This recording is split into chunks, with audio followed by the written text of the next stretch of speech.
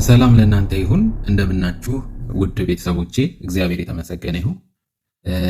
እንግዲህ የጀመርነውን ይህ መንፈሳዊ ውጊያ ከጋሽ ዶክተር መለሰ ወጉ መጽሐፍ የጀመርነውን እንቀጥላለን ዛሬ ማለት ነው። እሺ፣ አመስግነን እንጀምራለን። እግዚአብሔር አባታችን ሆይ በናዝሬቱ በጌታ በኢየሱስ ስም እናመሰግንሃለን። ለዚህ ጥናት ስላዘጋጀህን፣ ስላደረስከን፣ እድሉን ስለሰጠን እግዚአብሔር መንፈስ ቅዱስ ሆይ ታስተምረን ዘንድ እግዚአብሔር ሆይ ደግሞ ራሳችንንም ጊዜያችንንም ለአንተ ሰጥተናል። በኢየሱስ ስም አስተምረን፣ በጌታ በኢየሱስ ስም። ምዕራፍ 2 እንግዲህ የሰይጣን ማንነቱን እና ያፈጣጠሩን ታሪክ ነው የሚለው። ዛሬ ጌታ ይረዳናል፣ የሰይጣን ማንነቱንም እናያለን ማለት ነው። የሚቀጥለው ክፍል ያፈጣጠሩን ታሪክ ጌታ ይረዳናል ማለት ነው የምናየው። እንግዲህ በ1940 ዓመተ ምህረት እንደ አውሮፓውያን አቆጣጠር በዓለም በጣም የታወቁ የአዲስ ኪዳን ሊቅ ዶክተር ሩዶልፍ በልትማን ሰይጣን በአሁኑ ጊዜ አለመኖሩን ሲያስረዱ ምን አሉ? አባቶቻችን በየዋህነት አጋንንት ወይንም ሰይጣን አለ ብለው ይመኑ እንጂ አሉ። እኛ ሳይንስ በረቀቀበት ዘመን የምንኖር ሰዎች እንደ አባቶቻችን አካላዊ ሰይጣን ይሄ ፐርሰናል ሌቭል አለ ብለን በማመን አዲስ ኪዳንን አፈ ታሪክ እንዳናደርግ እንጠንቀቅ አሉ ማለት ነው። እንግዲህ እኛ በጣም አዋቂ ነን ብሎ ነው ይሄ ዶክተር በዚህ አሁን በረቀቀበት ዘመን ላይ አዲስ ኪዳን የተባለ አዲስ ኪዳን ተደርጎልን ተሰጥቶን ሰይጣን ጠፍቶ ሰይጣን አለ ብለን እየተሸወድ እንደ አባቶቻችን እንዳንሸወድ ነው ያለው ማለት ነው።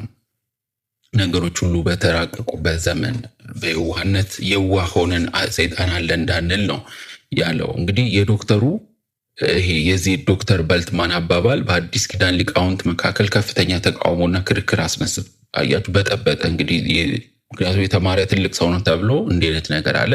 በ1970 ዓመተ ምህረት በተጨማሪ የተለያዩ አብያተ ክርስቲያናትን የሚወክሉ ብዙ የስነ መለኮት ሊቃውንት ተሰብስበው ምን አደረጉ? በአንድ ድምፅ አካላዊ ሰይጣን በዚህ ዘመን አካላዊ ሰይጣን በዚህ በሰለጠነ ዓለም ላይ የለም የሚል መግለጫ አውጥተው ነበር ማለት ነው። በመቼ በ1970 ዓመተ ምህረት ሰይጣን የለም የሚል መግለጫ አወጡ ማለት ነው የቤተ ክርስቲያን አዋቂዎች የተባሉ።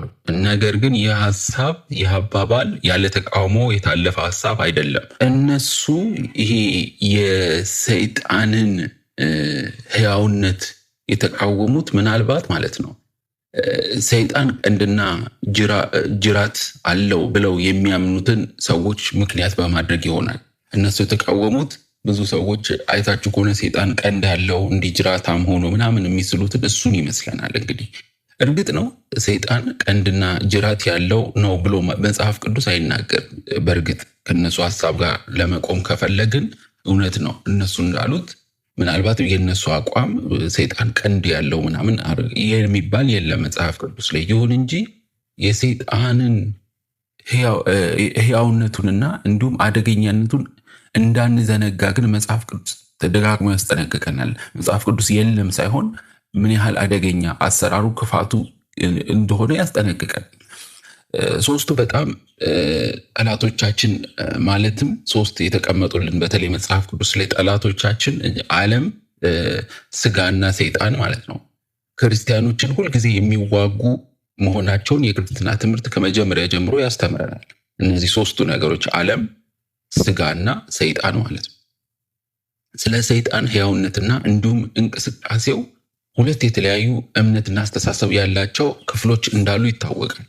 ስለ ሰይጣን ሕያውነት የተለያዩ አመለካከቶች አሉ። አንደኛው ሰይጣን በተፈጥሮ ካለው ኃይል የበለጠ እንዳለው ማለት በጣም አሁን ካለው ኖርማሊ ሰይጣን አለው ከሚባለው ኃይል የበለጠ ኃይል እንዳለው ወይንም ከሆነው በላይ እንደሆነ አድርገው የሚመለከቱትና አሁን ለምሳሌ እግዚአብሔርን ከሆንከው በላይ አንተ ትልቅ ነህ፣ እኛ ከምናውቅ በላይ ትልቅ ነህ እንደምንለው ሰይጣንም ከሆነው በላይ እንደሆነ አድርገው የሚመለከቱትና እሱ በጣም ማይቲ ጉልበታም ነው፣ ኃያል ነው፣ በጣም ችሎታው ከባድ ነው ብለው እሱ ካለው አቅም በላይ አቅም የሰጡት ማለት ነው። በተፈጥሮ ካለው ወይም ከተሰጠው በላይ ከፍተኛ ግምት የሚሰጡት አሉ።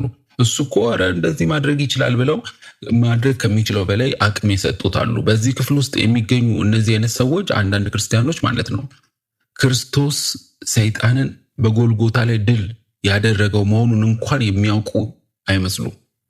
ክርስቶስ እንኳን ያሸነፈ አይመስላቸውም በጎልጎታ በመስቀል ላይ ማለት ነው። ይህ ሰይጣንን በጣም ደስ የሚያሰኘው የታወቀ ነገር ነው ማለት ነው። ሰይጣን ደስ ይለዋል በዚህ ድል የሱ ነው ሲባልለት ማለት ነው። ሌላኛው ክፍል ደግሞ ሌሎቹ ደግሞ ምንድነው ሰይጣን ጨርሶ የለም ብለው የሚክዱ ናቸው ማለት ነው።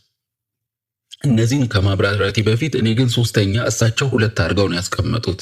እኔ ግን ሌሎች ሶስተኞችም አሉ ብዬ በራሴ ደግሞ አስባለሁኝ። ምንድነው የመጀመሪያ ያልናቸው ሰይጣንን ከአቅሙ በላይ ከፍተኛ ግምት የሰጡት ናቸው። ሁለተኛ እሳቸው ያሉት ሰይጣንን ጨርሶ የለም የሚሉት ነው። ሶስተኛ ደግሞ ሰይጣንን ደካማም አድርገው የሚስሉ ያሉ ይመስለኛል። ምንም በቃ አቅም የሌለው በቃ በእኛ ላይ እንደፈለግን ብንኖር እንደፈለግን ጾም ጸሎት ባንጸልይ ምንም ባንል በቃ አንዴ ነፃ ወጥቻለሁ ብለን ደከም ያለ አቅም የሌለው ብዙም አቅሙ ማይጎዳን ልክ የጌታን ስም ስንጠራለት ወዲያው ከኛ ሮጦ የሚሸሽ ማለት ነው። እንደሱ ቢሆን የሐዋርያት ሥራ ላይ እነዛ ሰዎች በጌታ ስም ሲገስጹት እኮ ቦጫጭሮ አይለቃቸው ነበር የሚል እምነት አለኝ እኔ ማለት ነው። ሶስተኞቹን እኔ ሶስተኛ ብዬ እነዛን ሰዎች ጨምራቸዋለሁ። የጌታን ስም ይጠራሉ፣ ነገር ግን በውድቀት ህይወት ውስጥ የሚኖሩ 10 ስሙን ይጠሩታል፣ በየታክሲው ላይ በየአጋጣሚው ሁሉ ይጠሩታል። ነገር ግን ኃይሉ ከነሱ ጋር የሌለ ሰይጣን እንደፈለገ የሚጫወትባቸው ማለት ነው። ምክንያቱም ጳውሎስን አውቀዋለሁ አንተ እንግዲህ የት ነው የማውቅህ የሚሏቸው ማለት ነው ሰይጣን ራሱ። ምክንያቱም ህይወቱ የሌላቸው ማለት ነው። ማለት ሰይጣንን እንደ ደካማ በቃ ዝም ብለን ስሙን ስለጠራንለት ብቻ የጌታን ስም ስለጠራንለት ብቻ ህይወቱ ሳይኖረን ዝም ብሎ በቃ ህይወቱ ስል እምነት ማለት ነው። እኛ ህይወት ማለት በስራ ሳይሆን በእርግጥ በክርስቶስ በእውነት የሚያምን ሰው እኮ እምነትና ስራ በእርግጥ አይለያይም። ስለዚህ ሰይጣንን እንደ ደካማ በቃ ዝም ብሎ የሚሸወድ አይነት ሌላ አይነት ህይወት እየኖርን እምነት የሌለን ሰዎች ሆነን ማለት ነው። ነገር ግን ዝም ብለን ስሙን የምንጠራ ብዬ እነሱ ሶስተኛ ያስቀመጣችሁ። እሳቸው ግን ሁለተኛ ያስቀመጡትን እስቲ ሰይጣን ጨርሶ የለም ብለው የሚክዱ ናቸው ሌሎቹ ነው እሳቸው ያሉት። እንግዲህ ሰይጣን የለም ብለው ሲተዉትና ችላ ሲሉት በሰዎች ህይወት ውስጥ ከፍተኛ ጥፋት ማድረስ እንደሚችል ስለሚያውቅ ሁልጊዜ የሰዎችን አእምሮ በትክክለኛው እንዳያስብ፣ አእምሯቸው እንዲሳሳት፣ ልባቸው በጥርጣሬ እንዲሞላ ከፍተኛ ጥረት ያደርጋል። ኧረ ሰይጣን የለም እንዲሉ ማለት ነው። አእምሯቸውን ይሸውዳል ማለት ነው። ስለዚህ የሚያስደንቀው ምንድነው የሰይጣንን ህያውነትና ኃይሉን የሚጠራጠሩ ወይም ክርስቲያን መሳዮች የሚበዙት ክርስቲያኖች በብዛት በሚገኙበት አካባቢ መሆኑ ነው። እንግዲህ ብዙ አማኞች በሚባሉበት ቦታ ያሉ ክርስቶስ በመስቀል ላይ ድል እንዳደረገውና ሰይጣን የተወሰነ ኃይል ብቻ እንዳለው በሚያውቁ ክርስቲያኖች መካከል ስለ እርሱ ህያውነት ስለ ሰይጣን ህያውነት ማንነቱን ጥርጣሬ መፈጠሩ ሰይጣንን እጅግ በጣም ደስ ያሰኘዋል። እሱ እንደሌለ ሲያስቡ ቤተክርስቲያን አካባቢም ብላችሁ አስቡት እንግዲህ ያ ሰይጣንን እጅግ ደስ ያሰኘዋል። ማንነቱ በታወቀበት አካባቢ ሁሉ ከፍተኛ መጠላትና ተቃውሞ እንደሚደርስበት ሰይጣን ያውቃል ማለት ነው። ማንነቱ በታወቀበት አካባቢ ሁሉ ከፍተኛ መጠላትና ተቃውሞ እንደሚደርስበት ስለሚያውቅ እንደሌለ ቢታወቅ ማንም አይቃወመውም ማለት ነው። ከሄዱንም በጥርጣሬ አንዳንድ ጊዜ ሌባ ያለበት ቦታ እኮ ሰው በጣም ሌባ እንዳለ እዛ አካባቢ ከተነገረው ሁሉም ቦርሳውንና ኪሱን ጠበቅ አድርጎ ይይዛል። ኧረ እዚህ ጋር ሌባ የለም ከተባለ ግን ሁሉም ቦርሳውን ክፍት ያስቀምጣል፣ ኪሱንም እንደፈለገ ነፃ ይሆናል። ያኔ ለሌባ ይመቸዋል ማለት ነው። ስለዚህ ለሌባ የሚመቸው እንደሌለ ሲታሰብ ነው። ልክ ሰይጣንም እንደዛ ነው። ማንነቱ በታወቀበት አካባቢ ሁሉ ቤተክርስቲያንም አካባቢ ከፍተኛ መጠላትና ተቃውሞ እንደሚደርስበት ስለሚያል እንደሌለ እንዲታሰብ ለሱ ደስተኛ ነው። ሰዎች ሰይጣን የለም ብለው ከተጠራጠሩ ወይንም መኖሩን ከካዱ ማለት ነው ጠላት የለብንም ብለው ስለሚዝናኑ እኛን የሚጎዳን የለም ብለው ስለሚያስቡ ያኔ በቀላሉ ሰይጣን የሚፈልገውን አይነት ጥፋት በህይወታቸው ማድረስ ስለሚችል ደስ ይለዋል ማለት ነው። ክርስቲያኖች በማይኖሩበት አካባቢ ግን የተለየ ነው።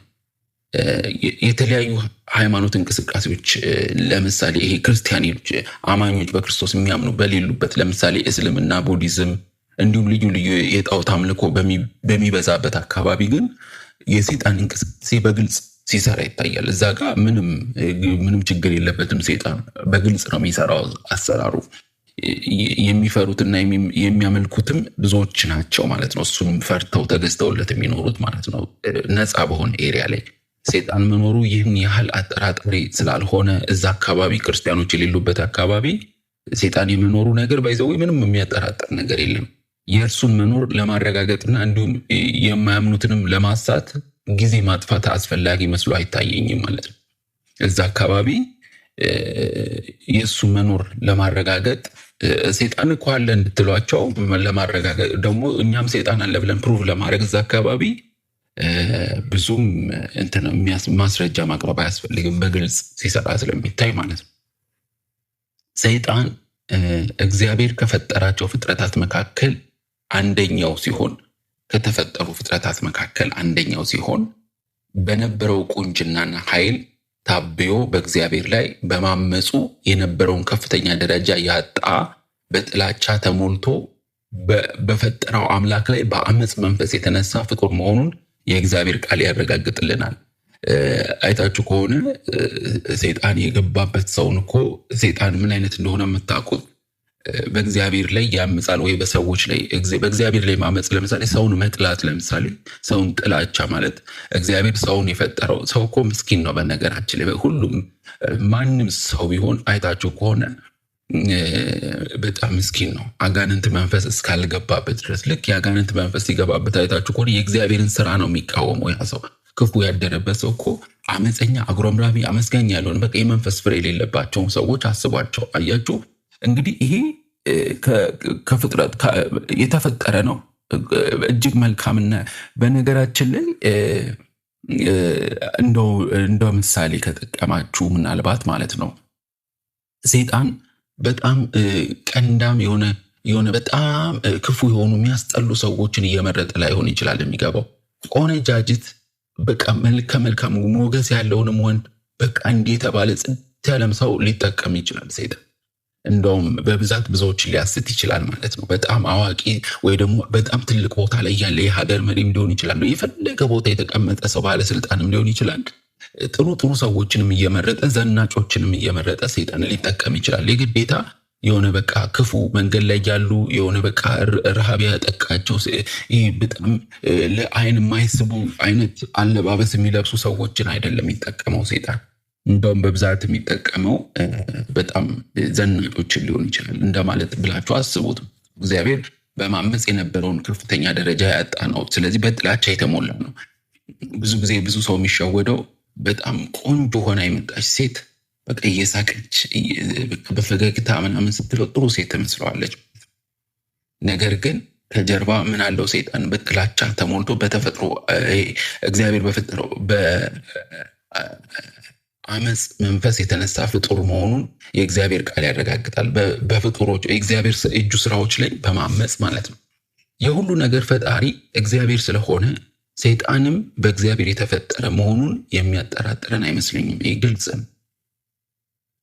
ከእኔም በቀር ሌላ አምላክ እንደሌለ ያውቁ ዘንድ ነው ይላል። ይሄ ኢሳይያስ 45 ላይ እንደዚህ ይላል።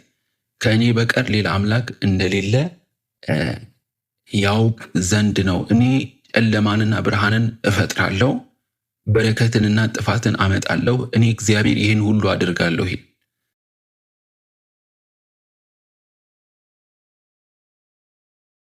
ሌላ ቦታ ደግሞ አሞጽ 3:6 ላይ እንደዚህ ይላል እግዚአብሔር ካልፈቀደ በቀር በከተማ ላይ ክፉ ነገር ይመጣልን ይላል። ያለ እግዚአብሔር ፍቃድ ምንም እዚህ ምድር ላይ የሚሆን ነገር የለም። ሰይጣን ስለፈቀደ በሰይጣን ፍቃድ የሚፈጠር ነገር የለም እዚህ ምድር ላይ እየተባለ ነው፣ በተዘዋዋሪ ማለት ነው።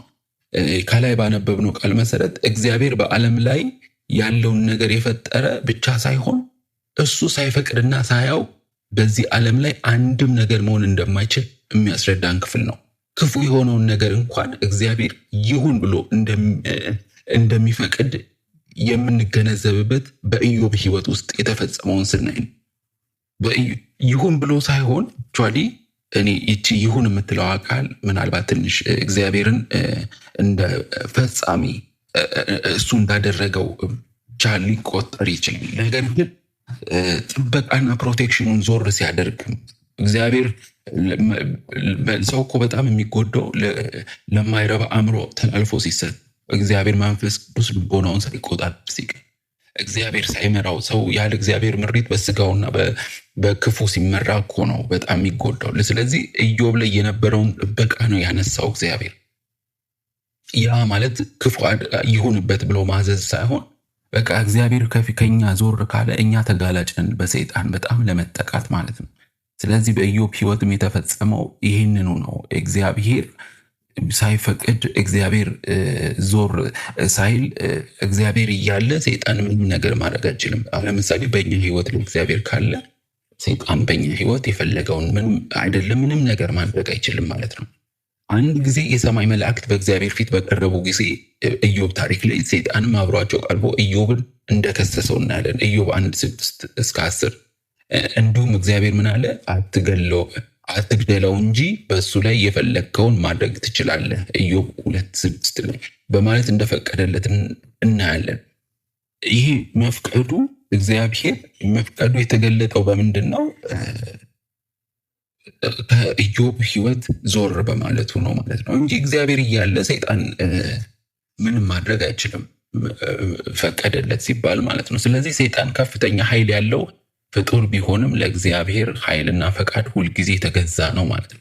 ያለ እግዚአብሔር ምንም ማድረግ አይችልም የሚለውን ትምህርት ነው እንግዲህ ኢዮብ 2:6 ላይ የፈለግከውን ማድረግ ትችላለህ፣ ግን ነፍሱን መግደል አትችልም የሚል አያችሁ። እግዚአብሔር ስቲል ጥበቃ ያደርጋለታል ኢዮብ እንዳይሞት ማለት ነው።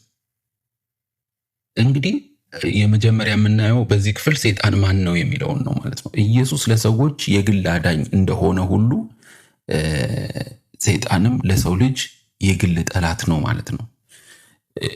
ኢየሱስ እግዚአብሔር ምንድን ነው? ሰዎችን በጣም የሚወድ ፍቅር የሆነ አምላክ እንደሆነ ሁሉ ሰይጣን ደግሞ ጥላቻ ነው ማለት ነው። የግል ጠላታችን ነው ማለት ነው። የሚያጠቃውም በአጠቃላይ ብቻ ሳይሆን በነፍስ ወከፍ ጭምር ነው ማለት ነው። በየግላችን በየግሉንም ሰውንም በየግል ደረጃ አጠቃላይ ሀገርን ቤተክርስቲያንን ብቻ ሳይሆን ግል ፐርሰን አንድ ሰውን ግለሰብንም ለማጥቃት የሚሄድ ጠላት ነው ማለት ነው ሰይጣን። የዘላለም ሕይወትን ለማግኘት የሚፈልግ ሁሉ ኢየሱስን የግል አዳኙ አድርጎ መቀበል እንደሚያስፈልገው ሁሉ በጌታ መዳን የሚያስፈልገው ሰው ኢየሱስ ክርስቶስን የግል አዳኙ አድርጎ መቀበል እንደሚያስፈልገው ሁሉ ከሰይጣን እጅ ለማምለጥም በግል ሰይጣንን መቃወም አለበት አንድ ሰው ማለት ነው። ከሰይጣን እጅ ለማምለጥ ምን ማድረግ አለበት? ከሰይጣን መቃወም አለበት። ተቃውሞት ከእናንተ ይሸሻል እንደሚለው ሁሉ እግዚአብሔርም ደግሞ ወደ እኔ ቅረቡ እኔም ወደ እናንተ ቀርባለሁ እንደሚለው ወደ ጌታ ወይ ደግሞ ወደ ሰይጣን ምርጫው ሰው እጁ ላይ ነው። ከጠዋት ከእንቅልፉ ሲነሳ ጀምሮ ሁሉም ነገር ሰው እጁ ላይ ስልጣን ተሰጥቶታል፣ ፍቃድ ተሰጥቶታል። ከፈለገ ወደ ስጋው ሀሳብ ማድላት ይችላል። ከፈለገ ደግሞ የስጋው ተቃራኒ ወደ ሆነው ወደ መንፈስ ሀሳብ፣ ምክንያቱም እርስ በራሳቸው ይቃዋወማሉ ስጋና መንፈስ ማለት ነው። በአጠቃላይ ሰይጣን አለ ብሎ ማመንና መቀበል ባያስቸግረንም ግልጽ ቢሆንም ሰይጣን እንዳለ ግላዊ ጠላት መሆኑን መቀበል ግን ብዙዎቻችን ያቅተናል። እኛን በግላችን መጥቶ ሊያጠቃን እንደሚፈልግ አናስበው በእያንዳንዱ ሕይወታችን ላይ ማለት ነው። ሰይጣን ማንነቱ በደንብ ካልታወቀበት ብዙ ጥፋት ማድረስ እንደሚችል ስለሚያውቅ አለመታወቁ ደስ ያሰኘዋል ማለት ነው። እንዳለ አለመታወቁ ማለት ነው። እንደሌለ አድርጎ ቢታሰብለት ማንም ስለማይቃወመው እንደፈለገ ማጥቃት ይችላል። ብዙዎችን ሕይወታቸውን ማተረማመስ ይችላል ማለት ነው፣ ካልተቃወም ነው ማለት ነው። ለመሆኑ ስለ ሰይጣን ያለን እውቀት ምን ያህል ይሆን? እኛ ራሳችን ምን ያህል ስለ ሰይጣን እናውቃለን ነው። ሰይጣን መንፈሳዊ እድገታችንን ወደ ኋላ መጎተት እንደሚችል ምን ያህል ተገንዝበን ይሆን? መንፈሳዊ ሕይወታችን፣ የጸሎት ሕይወታችን፣ የቃል ንባብ ሕይወታችን፣ ከቅዱሳን ጋር ህብረት የማድረግ ሕይወታችንን ሊጎዳው እንደሚችል ምን ያህሎቻችን ተገንዝበናል? እንደ ቀላል ነገር ማለት መጀመሪያ እኮ ሰውን በግሩፕ ያለን ማንንም ነገር ልናጠቃው ስንፈልግ መጀመሪያ መለየት አይደለ? ሰይጣን ከህብረት ራሱ እኛን ሊለየን እንዴት እንደሚፈልግ ምን ያህሎቻችን አልተረዳነውም? ሰይጣንን እንዴት እንደዚህ እየሰራ እንዳለ። ሰይጣን ተጨባጭ የሆነ ተፈጥሮ ይሄ ፐርሰናሊቲ ያለው አደገኛ ፍጡር እንጂ ይሄ የሃይማኖት ትምህርት አይደለም፣ ዶክትሪን ብቻ አይደለም፣ ወይንም ደግሞ ፍልስፍና ብቻ እንዳልሆነ በደንብ ማወቅ ይገባናል። በደንብ በአካል በእኛ ህይወት ላይ ተገልጦ ሊያጠቃን እኛን ፐርሰናሊ አንቺን ወይም አንተን ወይም ደግሞ እኔን ሊያጠቃን በየቀኑ በተለያየ አቅጣጫ የሚሞክርና አድብቶ የሚጠብ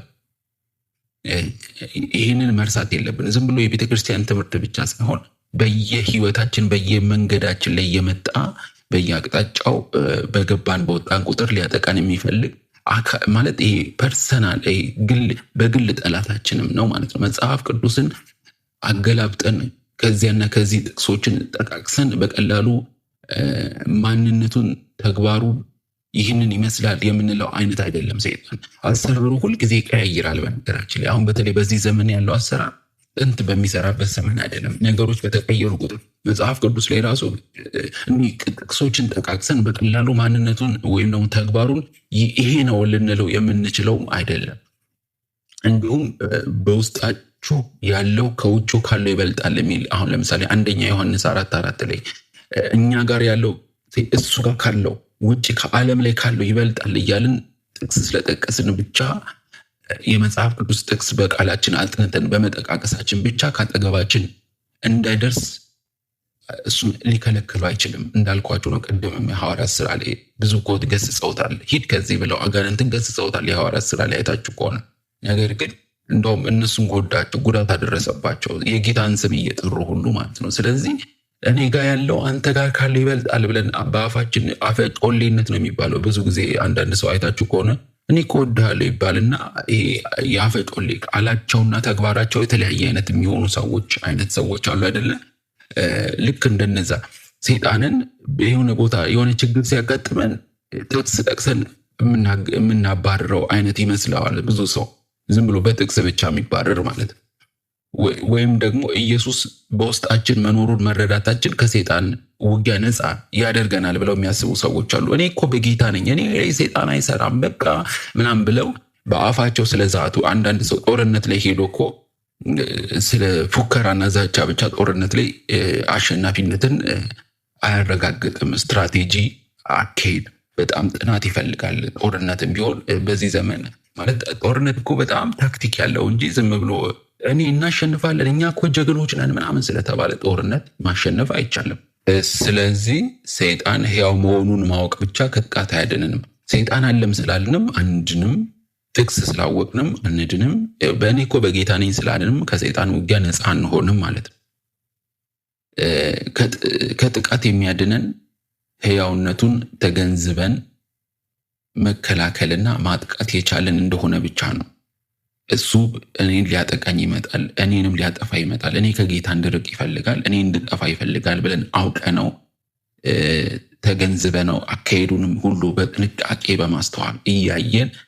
ምክንያቱም ምን ነው ዘመኑን መመርመር ምን ነው ተሳነን የሚባል ነገር መፈጠር የለበትም። በደንብ ዘመኑ አስከፊነቱን መርምረን አይተን ማጥቃት የቻልን እንደሆነ ነው ልናሸንፈው የምንችለው። ከሄዱን በደንብ ስትራቴጂ የጠላትን አካሄድ በነገራችን ላይ በደንብ የሚያውቅና የሚያጠና ሰው በጠላት ትራፕ ምንድነው የሚባለው በጠላት እንትን ውስጥ ወጥመድ ውስጥ አይገባም ማለት።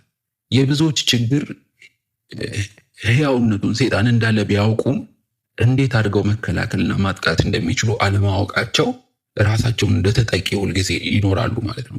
እንዴት ማጥቃት እንደሚችል ጦርነት ላይ ያላወቀ ሰው ሲጠቃ ነው የሚኖረው። እባክህ ሰይጣን እኮ ይህን ነገር ያዘብኝ ሲል ነው የሚኖረው ማለት ነው። ምክንያቱም እሱ በቃ ሕያው ነው አለ ብለን ካወቅ ነው እንዴት አድርገን መከላከል እንዴት አድርገን ማጥቃት እንደምንችል ማወቅ አለብን። መከላከል ብቻ አይደለም በነገራችን ላይ ማጥቃት። ብዙዎች እኮ የታሰሩትን ማስለቀቅ አለብን። እኛ እንኳን አይደለም ተያዝን ለማለት አይደለም፣ እኛ ተከላክለን ብቻ ሳይሆን እሱንም ማጥቃት አለብን። ምክንያቱም እኛ ከአሸናፊዎች ወገን ስለሆነ የአሸናፊነትን ከሄድ በደንብ ማወቅ አለብን ማለት ነው። የማሸነፍ እንዴት እንደሚቻል ኦልሬዲ ክርስቶስ አሳይቶናል። በጣም በጣም በጣም ከባድ ይመስለናል እንጂ ቀላል ነው። ለምሳሌ ትህትና ትናንትና አንስተናል። ቁጡነት፣ የቁጡነት ተቃራኒ ያቺ ሴት ስናነሳ ቁጡ ባህሪ ያለባት በጣም መንፈሳዊ ፕሮግራሞች ትካፈላለች፣ ቃል ታነባለች፣ መንፈሳዊ መጽሐፍ ታነባለች፣ ጸሎት ህብረቶች ትሄዳለች። ነገር ግን ይሄ ቁጡ ባህሪ ነበረባት። ይሄ የአለቃነት መንፈስ ማለት ነው። ጌታ ኢየሱስ ክርስቶስ ግን በጣም የስጋን ሐሳብ ራሱ ያሸነፈው ምንድን ነው? እስቲ እግራችሁን እኔ አጥባለሁ ብሎ ዝቅ ሲልባቸው በቃ እነሱን እንዳይችሉ አደረጋቸው። በቃ አንተ ጌታችን ነህ የሚሉት። ሁልጊዜ ሰው ደግሞ ራሱን ከፍ ሲያደርግ ይመስለዋል ሰዎች ከፍ የሚያደርጉት የሚመስለው፣ በተለይ በዚህ ዘመን ማለት ነው። ነገር ግን ኢየሱስ ክርስቶስ በሄደበት መንገድ ሁሉ ብንሄድ እኛ አሸናፊዎች ነን። እንኳን የስጋን ሐሳብ እዛ ጋር እኮ እርግጠኛ ነኝ ሰይጣንን አይደለም አሸነፈ ብዬ የማስበው ደቀ መዛሙርቶቹ የስጋን 3 አይነት አይደለ ጠላቶች አሉ። ቅድም ያልነው ዓለም አለች፣ ስጋ አለ፣ ሰይጣን አለ። አሁን ግን እያወራን ያለነው በእርግጥ ስለ ሰይጣን ነው። ነገር ግን በቃ ሁሉንም የክርስቶስ መንገድ ብንከተል ዓለምንም ስጋንም ሰይጣንን ማሸነፍ እንችላለን የሚለው ሐሳብ ውስጥ ገብቼ ነው። ይቅርታ አድርጉልኝ፣ ወደ ሰይጣን እንመለሳለን። ምክንያቱም ሰይጣን ስጋ ለብሶ በጣም ስለሚገለጥ ግልጽ የሆነ ፐርሰናሊቲ ተጨባጭ ሆነ ስለሆነ፣ ስለዚህ መከላከልና ማጥቃት የምንችለው እንትኑን እንዴት አካሄዱን በደንብ ስናውቀው፣ ስትራቴጂውን ስናጠና፣ ይህንንም ኃይለኛ ጠላት ለመቋቋም ምን ማድረግ እንደሚገባን ትክክለኛ መመሪያ ወይም ደግሞ ትምህርት ሊሰጠን የሚችለው ወይ ደግሞ ልናቅ የምንችለው መንፈሳዊ ሕይወታችን የተመሰረተበት የእግዚአብሔር ቃል ነው ማለት ነው። ትልቁ ደግሞ ትምህርት የሚሰጠን እዚህ ምድር ላይ ማንም ሰው መጥቶ እንዲህ ስላለን ሳይሆን የእግዚአብሔርን ቃል ገልጠን ብናይ እንዴት አድርገን ስትራቴጂውን አካሄዱን በደንብ መሰረት ያለው ትምህርትን ማግኘት እንችላለን። ይኸውም የእግዚአብሔር ቃል የሚሰጠው የመጀመሪያው መመሪያ ምንድን ነው? ተጠንቅቀን እንድንጠብቀው ነው። እንድንዘናጋ አይጠብቅም። ምክንያቱም በእያንዳንዷ ከቤት ከወጣን ገና ከቤት ሳንወጣ ጀምሮ ሊዋጋን የሚፈልግ ነው፣ በተለያየ አቅጣጫ ማለት ነው። ስለዚህ የመጀመሪያው ከእግዚአብሔር ቃል ደግሞ እሳቸው በጣም ጥሩ ያስቀመጡት ነገር፣ እኔ አሁን ቅድም ብዙ ከእግዚአብሔር ቃል ልጠቅስ ሞክሬያለሁ፣ ግን እሳቸው ቆንጆ አድርገው ያስቀመጡት መጀመሪያ ተጠንቅቀን እንድንጠብቀው ያስፈልገናል። የመጀመሪያው ነገር ይህንንም ማስጠንቀቂያ ተቀብለን በስራ ላይ ካላዋል ነው መመሪያውን ማወቁ ብቻ ከጥቃት አያድነንም።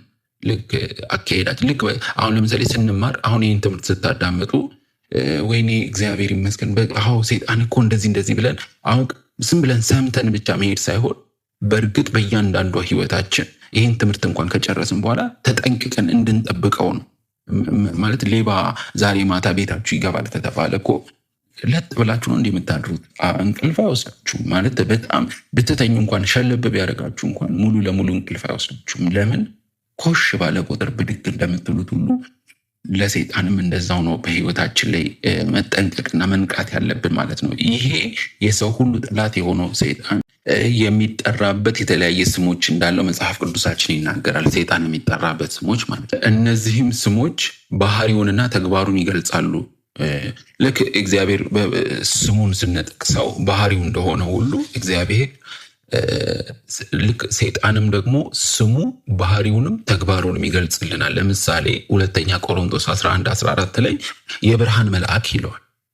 የብርሃን የጨለማ መልአክ አይደለም የሚለው። የምን አይነት ብርሃን? የብርሃን መልአክ ነው የሚለው።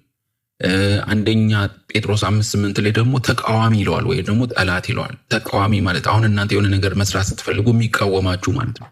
የሆነ ነገር መሄድ ስትፈልጉ የሚቃወማችሁ፣ ይሄ ልክ የጌታን መስመር ውስጥ ህይወት ለመኖር ስትፈልጉ ተቃዋሚ ወይም ጠላት ብላችሁ አስቡት ማለት ነው። ሌላኛው ደግሞ 1ኛ ተሰሎንቄ 3:5 ላይ ፈታኙ ይላል። ፈተና ብዙ ጊዜ የሚፈትናችሁ ምንድን ነው? ፈተና ማለት ነው። ልክ 2ኛው ቆሮንቶስ 11:3 ላይ ደግሞ አታላይ ነው የሚለው። አታላይ ማለት እኮ በነገራችን ላይ ኦሪጂናል ስልክ ነው ብሎ ይዞ መጥቶ ያሳያችኋል። ልክ ስትለዋወጡ ግን በፌኩን የማይሰራውን ስልክ እንደሚሰጥ አይነት ይሄ መንገድ ላይ የሚሸጡ አጭበርባሪ ነጋዴዎች ብላችሁ አስቡት ማለት ነው። ብዙ ጊዜ የሚያሳያችሁ ኦሪጂናል የሆነ ጥሩ የሆነውን ነገር ነው። ልክ ኢየሱስ ክርስቶስ ጋር መጥቶ የእግዚአብሔርን ቃል እንደጠቀሰበት ማለት ነው። ደጋግሞ እኮ ነው የእግዚአብሔርን ቃል የጠቀሰበት። የእግዚአብሔርን ቃል አያውቅም ብለን እንዳንሸወድ። በጣም አዋቂም ሊሆን ይችላል። በጣም በቃ በመጽሐፍ ቅዱስ ዶክትሬቱን የጫነ በጣም በቃ ትልቅ ተማረ ሊባል የሚችል ብዙ ሰው የሚሸወደው እንደዛ ነው። አንድ ሰው ታይትል ካለው ለምሳሌ ፓስተር ከሆነ፣ ነብይ ከሆነ፣ የሆነ ነገር ከሆነ፣ ዶክተር ከሆነ በቃ አያታልልም፣ ሰይጣን በዛ ሰው አይጠቀምም ብለው ያስባሉ ማለት ነው። እና ለዛ ነው 1ኛ ነገሥት ምዕራፍ 13 ላይ የተሸወደው ያ ነብይ፣ ታናሹ ነብይ፣ ታላቁ ነብይ ያስገደለው ለዛ ነው። ምክንያቱም አላወቀም። እሱ ልምድ ያለው አገልጋይ ስለሆነ ሰይጣን ይጠቀምበታል ብሎ አላሰበምና አስታለለው ማለት ነው። ኦሪጂናል ነገር ነው ወይ ደግሞ ልምድ ያለው ወይ ደግሞ በፊት እኮ ትልልቅ ታምራትን ያደረገ ሊሆን ይችላል ወይ ትልልቅ ስራዎችን የሰራ ሊሆን ይችላል። ዛሬ ላይ ግን እኛ በቃ በድሮ ማንነቱን ሰዎችን እንስላለን። በድሮ ነገሮችም ሊጠቀም ይችላል ሰይጣን ማለት ነው። ድሮ እግዚአብሔር በተሰራባቸው ሰዎችም ሊጠቀም ያታልላል። ብቻ ብዙ ሰዎችን ለማታለል በነገራችን ላይ ፌክ እያሳያችሁ አይደለም የምታታልሉት፣ ኦሪጂናል ነገር እያሳያችሁ ነው የምታታልሉት ማለት ነው። ሌላኛው አንደኛ ተሰሎንቄ 2:18 ላይ ደግሞ አደናቃፊ ነው የሚለው ሰይጣንን ማለት ነው። አደናቃፊ ማለት እንግዲህ መንገድ ላይ ስትሄዱ መንገዱ ቀጥ ያለ መንገድ ከሆነ በመሃል የሆነ ድንጋይ ከተቀመጠ ያ ያደናቅፎ ይጥላችኋል። በቃ ትንሽ ነው መንገዱን የሞላው ነገር ላይሆን ይችላል። ትንሽ መስሎ ምዛች ጋር ጠጠሯ አደናቅፎ ትጥላለች። ሌላኛው ደግሞ ራእይ 19:9 ላይ አውሬ ይለዋል ማለት ነው። አንደኛ ጴጥሮስ 5:8 ላይ ደግሞ የሚያጓራ አንበሳ ይለዋል። ሁለተኛ ቆሮንቶስ 4:4 ላይ የዚህ ዓለም አምላክ ይለዋል። ምንድን ያለው? የዚህ ዓለም አምላክ። እዚህ ዓለም ላይ ያለ ማን ነው? አምላክ ነው ይለዋል። ኤፌሶን 2:2 ላይ ደግሞ የአየር ላይ ገዢ ይለዋል። አየር ላይ ገዢ አይታችኋል። ዳንኤል መልስ ሲፈልግ አየር ላይ ያለው ገዢ ጸሎቱን እንዳይደርስ ቶሎ ሲገዳደር ነበርና ጸሎቱ ዳንኤል ዘገየበት። ምንድነው ጸሎቱ ቶሎ ማይመጣልኝ ብሎ ሲጠብቅ፣ ነገር ግን በአየር ላይ ያለው ገዢ ጸሎቱ እሱ ጋር እንዳይደርስ መልሱ እንጂ በጠየቀ ሰዓት ጸሎቱ ተመልሶለት ነበር። ግን አየር ላይ ገዢ ሲገዳደር እንደነበር በዳንኤል መጽሐፍ ላይ እናያለን። የአየር ላይ ገዢ ኤፌሶን 2:2 ላይ ደግሞ ተጽፏል። ስለዚህ ሰይጣን በሌላ ሰው ህይወት ውስጥ እንዴት እንደሚሰራ ብናውቅ፣ አንድ ሰውን ህይወቱን እንዴት እንደሚያጠቃ ብናውቅም በግል ህይወታችን ግን እንዴት እንደሚሰራ ብዙዎቻችን አናውቅም። እስቲ ስለሌላ ሰው ህይወት እንዴት ሰይጣን እንዳበላሻባቸው ልንተነትን እንችላለን። እኛ ህይወት ላይ ግን መጥቶ እንዴት ሊያጠቃን እንደፈለገ፣ እንዴት እያጠቃ እንደሆነ፣ እንዴት እያዘናጋን እንደሆነ ግን ብዙ ሰው ይሰራ። ስለ ራሱ ህይወት ላይ አያውቅም፣ ይዘናጋል። ስለ ሰው ግን እንዴት ነው የእንትናን ህይወት ሰይጣን ያበላሸው ቢለው ግን በደንብ አድርጎ ይተነትን። ሰይጣን ግን እኔና እናንተንስ እንዴት ነው እያጠቃ ያለው ብንል፣ ለምሳሌ ህብረታችንን ለመበተን ወይ ደግሞ ያለንበትን ህብረት እርስ በራሳችን እንድንነካከስ አድርጎ እርስ በራሳችን እንድንጠፋፋ ሊያደርግ ይችላል። ወይ ደግሞ የቃል ጥናት መጽሐፍ ቅዱስ የማንበብ ጊዜያችንን፣ ጉልበታችን፣ ፍላጎታችን ወይ ደግሞ የጸሎት የመንበርከክ ረጅም ሰዓት ጸልይ ከጌታ ጋር ሰፊ ጊዜ ማሳለፍ እንትናችንንም እነዚህ ነገሮች እንዴት ጠላት እያጠቃ እንደሆነ ግን በራሳችን መተንተን አንችልም። በሰው ህይወት ግን መተንተን እንችላለን። ሰውን እንዴት እያጠቃ እንደሆነ አንድ ሰውን የሆነ ሰው ጥቀሱና እንዴት ነው የሚያጠቃው እንደሆነ ብትሉ መጥቀስ ይቀለናል። ለሰው ለራሳችን የከበደን ሰይጣን ብዙ ጊዜ በሌሎች ህይወት ውስጥ የሚሰራው የተንኮል ስራ ብናይም አንዳንድ ሰዎች ለምሳሌ ግንኙነቶችን ሲያበላሽ አይታችሁ ከሆነ በነገራችን ላይ በጣም ክፉና በጣም ከባዱ ነገር አንዱ ግንኙነቶችን ማበላሸት ስለሆነ ነው። በዚህ ዘመን ብዙዎችን እያለያየ ስለሆነ ነው። ምክንያቱም ሰው ከተለያየ መንፈሳዊ ጥንካሬው እየደከመ ነው የሚመን። ስለዚህ በጣም በሌላ ሰው ህይወት ላይ ሲሰራ እናያለን። እንዴት አድርጎ ሲበተናቸው፣ እንዴት አድርጎ ህይወታቸውን ሲያጠቃ እናያለን። በግል ህይወታችን ሲሰራ ግን ማየት አንችልም። በእኛ ህይወት ላይ እንዴት ነው ሰይጣን እያጠቃን ያለው፣ በየቱ ጋር ነው ቀዳዳ ተጠቅሞ እየጎዳን ያለው የሚለውን ግን ሰው በራሱ ላይ ማየት ያቅተዋል። ብዙ ጊዜ ሰይጣን የተንኮል ስራውን ሲሰራ ምንድን ነው የሚያደርገው? እጅ ከፍንጅ መያዝ ብንችል እንዴት ድንቅ ሆኖ ይሆን ነበር። ልክ ሰይጣን እጅ ከፍንጅ መያዝ ብንችል እንዴት ድንቅ ይሆንልን ነበር ነው የሚሉት። እንግዲህ እሳቸው ጥሩ አድርገው ነው ያስቀመጡት። አሁን ሰይጣን በእኛ ህይወት ላይ ልክ ተንበርክከን ልንጸልይ ስንል እንዴት አድርጎ ሊያጠቃ እንደሚፈልግ ብናቅ፣ እጅ ከፍንጅ ብንይዘው በእኛ ህይወት ላይ የሆነ ነገሮቻችንን እንዴት አድርጎ ሊጎዳ ፈልጎ በምንወደው በምናምነው ሰው በኩል ምን አይነት ነገር አድርጎ እንደሚያጠቃን ብናቀው እኮ እጅ ከፍንጅ ብንይዘው እኮ በቃ እኮ አለቀ፣ ትልቅ ነገር ሆነልን ማለት ነው። ይህ ቢሆን ኖሮ ምናልባት አሰራሩንና ብልሃቱን በቀላሉ ለይተን እናውቅ ነበር ማለት ነው። ሰይጣን በዚህ በኩል ሊመጣ ነው፣ ሰይጣን አሁን ነቅቄ ብዬብሃለሁ አታጠቀኝም ብለን እንከላከለው ነው። በቀላሉ ራሳችንን ከብዙ ነገር ወጥመድ ውስጥ እናስመልጥ ነበር። አሰራሩን ካወቅን ደግሞ ተመልሶ ሊያጠቃን ሲመጣ በድፍረት የምንቃወምበትን ወይም ደግሞ የምናጠቃበትን ዘዴ ይኖረን ነበር ማለት ነው። አካሄዱን እንዴት እንደሚመጣ በምን በኩል መጣ፣ እንዴት ጊዜውን፣ ሰዓቱን፣ ሁኔታውን፣ አሰራሩን፣ ሲስተሙን ብናቅበት እኮ በእኛ ህይወት ላይ አንድም ቦታ ጥቃት ማድረስ አይችልም ነበር ማለት ነው። ስለዚህ እውነተኛ ክርስቲያኖች ሁሉ መጽሐፍ ቅዱስ ከስህተት ሁሉ ነፃ የሆነ የእግዚአብሔር ቃል ነው ብለው ያምናሉ። መጽሐፍ ቅዱስ ምሳሌ የእግዚአብሔር ቃል ነው ብለን ሁላችንም ክርስቲያኖች እናምናለን። ነገር ግን መጽሐፍ ቅዱሱ ያለውን ስልጣንና ኃይል ግን ለመቀበል ብዙዎቻችን ይከብደናል። የእግዚአብሔር ቃል ስልጣን ያለው የእግዚአብሔር ቃል ኃይል ያለው እንደሆነ ግን ብዙ ሰው እንጠራጠራለን። ይሁን እንጂ ሰይጣን የሰው ግላዊ ጠላት መሆኑን በእግዚአብሔር ቃል ውስጥ በግልጽ ተጽፎ ብናነበውም እያየን እንኳን ሰይጣን በቃ ግላዊ ጠላታችን እንደሆነ መጽሐፍ ቅዱስ በግልጽ ቢያሳየን ሰይጣን ስለሚያታልላ አታላይ ስለሆነ ያንን እንዳናስተውለው ያደርገናል ማለት ነው። ጠላታችን እንደሆነ በግላችን ሊያጠቃ እንደሚፈልግ መጽሐፍ ቅዱስ ላይ የተጻፈውን ክፍል እንዳናስተውል ሊያደርገን ይፈልጋል። ለዚህ ነው ሐዋርያው ጳውሎስ እንደዚህ ያለው። በጳውሎስ በኩል መንፈስ ቅዱስ እግዚአብሔር የተናገረን ሁለተኛ ቆሮንቶስ 2:11 ላይ እንደዚህ ያለን ማለት ነው። የሰይጣንን ተንኮል ስራውን ሐሳቡን አንስተውም። ምክንያቱም ሰይጣን እንዳያታልለን ማለት ነው። አካሄዱ የተሰወረ አይደለም። የሰይጣን ተንኮል ስራው ስለምን ሐሳቡን አንስተው ይላልና የሰው ሁሉ የግል ጠላት ስለሆነው ሰይጣን ማናኛውም ክርስቲያን በደንብ ማወቅ ሲገባው፣ አንዳንድ ክርስቲያኖች ግን የሰይጣንን ብልሃትና ዘዴ እንዲሁም አሰራሩን ማወቅ እንኳን ሊያውቁ ቀርቶ ማን እንደሆነ እንኳን አጥርተው አያው ወዳጃቸው ይመስላቸዋል። አንዳንድ ጊዜ ማመቶ ከፍ አድርጎ ጥምጥም አድርጎ የኔ ቆንጆ ሲላት የኔ ቆንጆ ስትለውና ሲያታልል እውነት ወዳጃችን ይመስለናል። በብዙ ነገር እኮ ብዙ ነገሮቻችንን እኮ በጣም ጥሩ ስም እየሰጠ እኮ እየቀባባ ነው እያታለለ ብዙዎችን እየበላና በብዙ በተለይ በዝሙት በተለይ ደግሞ በገንዘብ ፍቅር በተለይ ደግሞ በቃ በዚህ ዘመን በጣም በብዙ አይነት መልኩ እየሰራ እያየነው ነው። ከማያውቁት ምክንያት አንደኛው ብዙ ሰዎች ክርስቲያኖች በራሳቸው ህይወት ከማያውቁበት ምክንያቶች አንደኛው በአብዛኛው ቤተክርስቲያን መድረክ ላይ ስለ ሰይጣን በግልጽ ስለማይሰበክ ነው።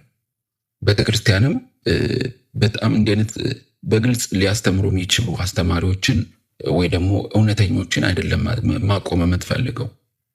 ቤተክርስቲያን ማቆም የምትፈልገው በተለይ አሁንማ ባለሀብት ገንዘብ ወይ ደግሞ ኮኔክሽን ያላቸው አገልጋዮች የሆነ በር ይከፍቱላቸዋል ከተባለ ብዙ በጣም የሚያስጠላ ቢሮክራሲ ያለበት የቤተክርስቲያን አሰራር ራሱ በቃ ብዙዎችን እየሸወደ ያለው መድረክ ላይ ተቆሞ የሚሰበከው ስብከት እኔ ግን ሰው እኔ በጣም ያሳዝነኛል። በእውነት ነው የምነግራችሁ። በቃ ሰው እነንትና ይወዱታል፣ እነንትና የተወደደ ነው እሱ ስለሚባል ስለሚወደድ የተወደደ ሰው በጣም አገልግሎት ያገኛል። በተለይ ደግሞ ከጀርባ ያለውን ነገር አንዳንድ ነገሮች ባትሰሙ ባናቅ ደስ ይለናል፣ ቢሆን ደስ ይለን ነበር። ነገር ግን መድረክ ላይ ቆሞ አንድ ሰው ሲያስተምር ሰው ብዙ ጊዜ ትክክለኛ ነገር ብቻ ይመስለዋል። እዛ ጋ የሚነገረው ነገር እንደውም ሰዎችን ልፍስፍስ ክርስቲያን የሚያደርግ ሊሆን ይችላል ማለት ነው። ሰውም ሸንቀጥ ማለት አይፈልግም። በእርግጥ ሁልጊዜ ሰው እኔ መከራ በዝቶብኛል ትወጣለህ የሚለኝም ብቻ ነው። ትበራለህ፣ ትከንፋለህ፣ ታገኛለህ፣ ትበላለህ፣ ትጠጣለህ የሚለኝም ብቻ ነው መስማት የምፈልገው ነው የሚለው። ነገር ግን ሆስፒታል ስትሄዱ ልክ ሆስፒታል ሲሄድ ግን ልብስን አውልቅ ጎንበስ በል ብሎ መርፌ ሲወጋው ግን ይወጋል። ለዶክተር እሺ ይላል፣ ለአገልጋይ ግን እግዚአብሔር ቃል ግን እውነተኛውን ለመናገር። ለዛም ነው አገልጋዮች ብዙ ጊዜ ቤተክርስቲያን ሰዎችም የሚቸገሩት ሰው የሚፈልገውን ነው መስጠት ያለብን የሚሉትም ለዛ ነው። ምክንያቱም ልብስ አስወልቆ መርፌ የሚወጋ ዶክተር አይፈልግም ሰው። ካልሆነ ልክ እንደዛ ማለት ዶክተር ይፈልጋል። ሐኪም አስጎንብሶ መርፌ የሚወጋው ከሆነ ግዴታ አይደለም አስጎንብሶ መርፌ ማስወጋት አይደለም፣ ሆዱን ቀዶ የሚሰፋውንም ግዴታው ስለሆነ ሆዱንም ያስቀድዳል። ምክንያቱም ውስጥ ይሄ ችግር ነው ልትሞት ነው ከተባለ ሰው አማራጭ የለውም። ቤተክርስቲያን ላይ ግን ሰው ራሱ ኧረ ይህንን አገልጋይ አንፈልገውም፣ ስማ በጣም በጣም እኮ ቆጦ ነው እግዚአብሔር፣ በጣም እንደዚህ ያደርጋል እኮ በጣም እንደዚህ ነው ብለው ሰዎች ራሱ የሚፈልጉት አገልጋይ ስለሚፈልጉት ነው። በዚህ ዘመን ያሉም ሰዎች በእርግጥ ስለ ሰይጣን የማይናገር አገልጋይ ቤተክርስቲያን ላይ የሚያቆሙላቸው ማለት ነው። በእርግጥ ሰው የሚፈልገውን ነው እየሰጡት ያለው። ለዛ ነው ሰውም ህፃናት የሚፈልጉትን ከረሜላ ስትሰጧቸው ጥርሳቸው እንደሚቦረቦሮ፣ ራሳቸውን እንደሚጎዱት፣ ሰውነታቸው እንደሚበላሽ ማለት ነው። ሁልጊዜ የሚፈልጉትን ነገር ምሳሌ የታሸጉ ነገሮችን ሁሌ ስትሰጧቸው አትሴንዶፍ ዘደይ ብዙ ነገሮቻቸው ይጎዳሉ። እና ልክ የሰይጣንም ህያውነትና እንቅስቃሴውን መቀበል የሚያቅታቸው አንዳንድ ክርስቲያኖች ልክ የእግዚአብሔር ቃል እንደሚለው ማለት ነው። አንደኛ ተሰሎንቄ ለምሳሌ እንደዚህ ይላል፣ ወደ እናንተ ለመምጣት ደጋግሜ ሞክሬ ነበር ይላል ሐዋርያው ጳውሎስ። ምንድን ያለው እንግዲህ የሰይጣንን ህያውነትና እንቅስቃሴውን መቀበል የሚያቅታቸው ክርስቲያኖች አሉ። ኧረ ሰይጣን ህያው አይደለም አይሰራም ይላሉ። ነገር ግን ሲሰራ ግን መጽሐፍ ቅዱስ ላይ ለምሳሌ እንደዚህ ይላል፣ ወደ እናንተ ለመምጣት ደጋግሜ ሞክሬ ነበር፣ ነገር ግን ሰይጣን ከለከለኝ ይላል። ታዲያ እዚህ ጋር የሰራው ማን ነው? ሰይጣን ነው ወይስ አልያችሁ? ሰይጣን ከለከለኝ። ምን ያህል አቅም ኖሮት እንዴት አይነት ተግዳሮት እንደሚያደርስ እንግዲህ ቀላል እንዳልሆነ ማለት ነው። ሌላ ቦታ ደግሞ ሁለተኛ ቆሮንቶስ 12:7 ላይ የስጋዬ መውጊያ እሾህ ተሰጠኝ ይላል። መውጊያ እንኳን የሚለውን አባባል ትክክል ያልሆነ የራሳቸውን ትርጉም ይሰጡታል። እነዚህን ጥቅሶች ራሱ ኧረ እባክህ አይደለም እኮ እንደዚህ ማለት አይደለም ማለት የፈለገው ብሎ ሌላ ትርጉም ይሰጡታል ማለት ነው። ሰይጣንን ምንም በቃ እንደማይሰራ አድርገው ማለት ነው። የሰይጣንን እንቅስቃሴ ማመንና መቀበል አስቸጋሪ በመሆኑ በተለይ በሆነበት በዚህ ዓለም ላይ ሰይጣን ሕያው ነው ብሎ የሚያምኑትን ያልተማሩ መሀይሞች ናቸው የሚል አስተያየት እንደሚሰጣቸው ግልጽ ነው። ኧረ ተው ሰይጣን ሊያጠቃችሁ ነው ሲባሉ እንዲህ አይነት አገልጋይ ነው ያስጠላኝ የሚሉ አይነት ሰዎች ስልችት የሚሉ በእርግጥ እንደዚህ የሚሉት በመካከል የበግ ለምድ የለበሱ ይመስለኛል፣ ተኩላዎች ይመስሉኛል። ምስኪኑ ግን ጸጥ ስለሚል ዝም ብሎ መበላት ነው መነዳት ነው እየያዘ ያለው። በዚህ ምክንያት ብዙዎች በድፍረት የሰይጣንን ህልውናና አጥፊነቱን በግልጽ መናገር ሲፈሩ ይታያል። ፍርሃት ይይዛቸዋል። ይህም አይደለም ብሎ ለመቃወም እንኳን ኖ እንደዚህ አይነት ትምህርት ያስፈልጋል፣ እንዲህ አይነት ሰው ያስፈልጋል ብሎ የሰይጣን ህልውናውን አለ ሊዋጋል። አስመሳዮች ናቸው በጣም እየጮሁ ያሉት እኮ። በነገራችን ላይ አሁን እኮ በጣም አየሩን ሞልተው ያሉት እኮ በእርግጥ የሆነ ሰዓትም መጽሐፍ ቅዱስ ላይ ስታነቡ አይታችሁ ከሆነ የሐሰተኞች በጣም ጩኸት በዛ። ከዛ ንጉሶቹ ኮዛ ሰዓት ላይ የይሁዳም የእስራኤልም የሁለቱም ነገስታት እኮ ቁጭ ብለዋል በሰዓቱ። ነገር ግን ከይሁዳው ምንድን ነው ያለው? ኖ ይህ ሁሉ ጩኸት መብዛቱን አይደለም፣ እኔ አንድ ንጹህ የሆነ እውነተኛ አገልጋይ እስቲ ፈልጉልኝ ሲል አያችሁ። እኛ እውነትን ለመፈለግ ቁርጥ ውሳኔ ካልደረግን የብዙዎቹን ጩኸት ሳይሆን መስማት ያለብን ዋጋ ቢያስከፍልም አንዱን አስጠርቶ ጊዜ ጠብቆ ያ ራሱ እንትን ይላል ማለት ነው። እግዚአብሔር ይናገራል። ሰይጣን ሕያውነቱን የሚታወቀው በፍሬው ነው። ብዙ ጊዜ ሰይጣን ለማወቅ ከፈለግን ውጤቱን አይተን ነው፣ ፍሬውን አይተን ነው። ብዙውን የዓለም ሕዝብ በረከሰ የስጋ ፍትወት ሲሞላ፣ ለምሳሌ አሁን ያለንበትን በዚህ ዘመን ሰይጣን ምን ያህል እየሰራ ነው የሚለው ለማወቅ ከፈለግን ምን አይነት የረከሰ የስጋ ፍትወት የዝሙት የሞላበት ዓለም እንደሆነ፣ የቤተሰብን አቋም ሲያናጋ፣ በቤተሰብ መካከል ያለ መከፋፈል ሲፈጥር፣ ለምሳሌ ትዳር ለመመስረት ወይ ደግሞ የተመሰረተ ትዳርን በማፍረስ የቤተሰብን አቋም ሲያናጋ ሲያፈርስ ማለት ነው። ወይ ደግሞ በአልኮል መጠጥም ሆነ በሱስ ህዝቡን እርስ በርሱ ሲያፋጅ ማለት ነው። በእርግጥ አልኮል ብቻ አይደለም። አሁን ደግሞ የዚህ ዘመን ሰው የያዘው ይሄ ሶሻል ሚዲያ ላይ ረጅም ሰዓት ያሳልፋል። እና እስቲ ሻይ ቡና እንበል ሲባል ግን ወይ በእናትህ ጊዜ የለኝም ይላል። እርግጠኛ ነኝ ስልኩን ከፍታችሁ ብታዩ ወይ ቲክቶክ ላይ ወይ ዩቲዩብ ወይ ደግሞ ፌስቡክ ብቻ የሆነ ሶሻል ሚዲያ ላይ ረጅም ሰዓት ያጠፋውን አያስበውም። ልክ ከሰው ጋር ግን ተገናኝተህ ልክ ይሄ ከአልኮል መጠጥ የበለጠው ደግሞ ከባዱ ከሲጋራም የበለጠው ምንድን ነው? ይሄ ሶሻል ሚዲያ አጠቃቀማችንም ነው። ከሰዎች ጋር ህብረት እንዳናደርግ የከለከለን ሌላ በሺሻ በሱስ በምናምን የሚባሉት አይነት ተመሳሳይ በሏቸው እነዚህ ሶሻል ሚዲያዎች ወጣቶች። ለምሳሌ ውጭ ሀገር የምናውቀው ሰው ወደ ኢትዮጵያ ሲመጣ እኛን 1 ደቂቃ አግኝቶ ከመገናኘት ይልቅ እዚህ መቶ ሶሻል ሚዲያው ላይ ቁጭ ብሎ ፌስቡክ እና ሶሻል የሆነ ነገሩ ላይ የሚያጠፋው ጊዜ ከሰዎች ጋር የሚያጠፋውን ጊዜ ይወስድበት። ልክ ይሄ ሺሻ ሀሽሽ በሉት ራሱ ይሄ ምን ያህል እየሰራ እንደሆነ ሰይጣን ቁጥር ስፍር የሌላቸው እጆች አመፀኛ አድርጎ ብዙዎችን አመፀኛ አድርጓቸዋል። በመንግስት ላይ በወላጅ ላይ በጣም እርስ በእርሱ ህዝብ በህዝብ ላይ መንግስት በመንግስት ላይ እንዲነሳ ማለት ነው። የወንጀለኞች ቁጥር በየጊዜው እየጨመረ እንዲሄድ ሲያደርግ ማለት ነው። ብዙ ሰው አልተያዘም እንጂ በብዙ አይነት ወንጀል ውስጥ ያለ ሰው አለ እኮ።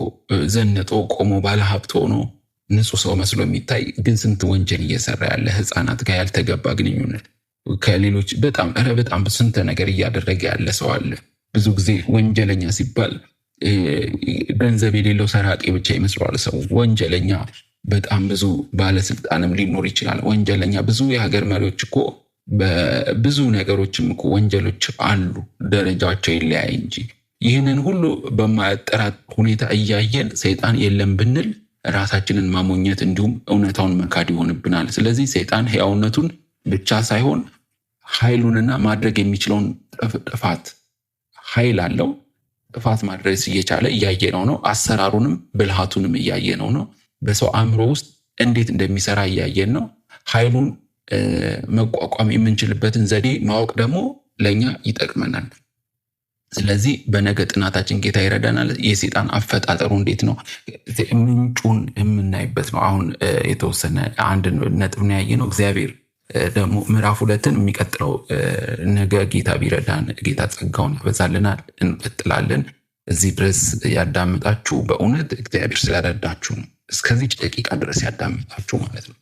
ደግሞ ይህንን የሚያነቃትም ስለሆነ ከዚህ በኋላ እንዳትዘናጉ የሚያደርጋችሁ ስለሆነ ለራሳችሁ ይጠቅማችኋል። ምክንያቱም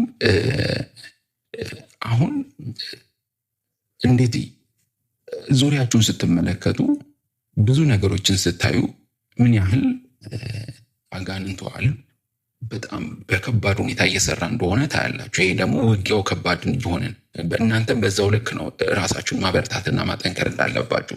የለም ብላችሁ የምትዘነጉት ነገር እንዳይሆን ዙሪያው ኃይሉን ይዩት። ማድረግ የሚችለውን ጥፋት እያያችሁት ነው። አሰራሩን ብልሃቱን እያያችሁ ነው። እንደው ሌላው ይቀር በቀን እንደው ቴሌቪዥን ቢቢሲ ብትከፍቱ በቀን ስንት ሺህ ሰው ነው? 5,000፣ 4,000፣ 6,000 እኮ በቀላሉ በየቀኑ እየሞቱ እኮ ነው በጦርነት ላይ። በቤሩት ላይ በሉት ከፈለጋችሁ እንትን ላይ ማለት ነው። ይሄ ሂዝቦላንም ብላችሁ እዩዋቸው። ወደ ጋዛም ሂዱ፣ ወደ ኢራንም ሂዱ፣ ወደ ዩክሬንም ሂዱ። እነዚህ ቦታዎች ላይ እንኳን በቀን በትንሹ በሺዎች ሰው ነው እየሞተ ያለ። በሺዎች ሰው እንደው ቀላል ነገር አድርገን እንደው የምናየው ነገር እንደው ሩቅ ከተባለ ቅርብ ግን በዙሪያችሁ ግን ብዙ በግል ደረጃ ግን እንዴት እያጠቃችሁ ሊያጠቃችሁ በዙሪያችሁ እንዳለ ግን እንዴት ከቅድስና መስመር ሊያወጣችሁ እንዴት አጥምዶ እየጠበቃችሁ በብዙ ነገር ከእግዚአብሔር መስመር እያስወጣ እንደሆነ በግል የሚያነቃ ነው የዛሬው ክፍል። ነገ ግን ምንጩን ይሄ ሰይጣን ምንጩን መነሻውን ደግሞ መስመሩን እናስይዛለን። በደንብ ጌታ እያነቃ ነው። ውጊያውን በደንብ እግዚአብሔር እያስተማረን ነው ብዬ አስባለሁ። በተለይ በዚህ ዘመን እግዚአብሔር መልካም ነው፣ ጌታ ደግ ነው። ምክንያቱም እግዚአብሔር ስለወደደን ስለረዳን ነው። ይሄ መንፈሳዊ ውጊያ የሚለውን ትምህርት እየተማርን ነው። ከጋሽ ማለት ከተከበሩ ለማለት ነው ጋሽ ያልኩትኝ ከዶክተር መለሰ ወጉ መጽሐፍ መንፈሳዊ ውጊያ እያየን ነው። እግዚአብሔር እድሜያቸውን ይጨምርላቸው፣ ጌታ ያክብራቸው፣ ዘመናቸው ይባረክ። ዶክተር መለሰ ወጉን እግዚአብሔር ጸጋውን ያብዛላቸው፣ ዘር ማንዘራቸው ሁሉ የተባረከ ይሁን። እናንተም ደግሞ እያዳመጣችሁ ያላችሁ ወንድም እህቶቼ እግዚአብሔር ባላችሁበት ቦታ በጌታ በኢየሱስ ስም ከእንደዚህ ከብዙ ካለባችሁ መንፈሳዊ ውጊያ ሁሉ የምትወጡበትን ኃይልና ጥበብ፣ እውቀት፣ ማስተዋል ሁሉ በዚህ ትምህርት እንዲያስጨብጣችሁ በኢየሱስ ስም ጸሎቴ ነው። እኔንም ጌታ እየረዳኝ ስለሆነ እግዚአብሔርን ከልቤ አመሰግናለሁ። መንፈስ ቅዱስ መልካም ነው፣ እያስተማረን ነው። ይህንን ትምህርት ደግሞ እባካችሁ ለሌሎች እንዲደርስ ሼር ብታደርጉ ለሌሎች በረከት ብንሆን መልካም ነው። ጌታ ያክብርልኝ፣ ጸጋውን ያብዛላችሁ። ሰላም ሁኑልኝ። ኢየሱስ ጌታ ነው። ጌታ በቅርብ ይመጣል።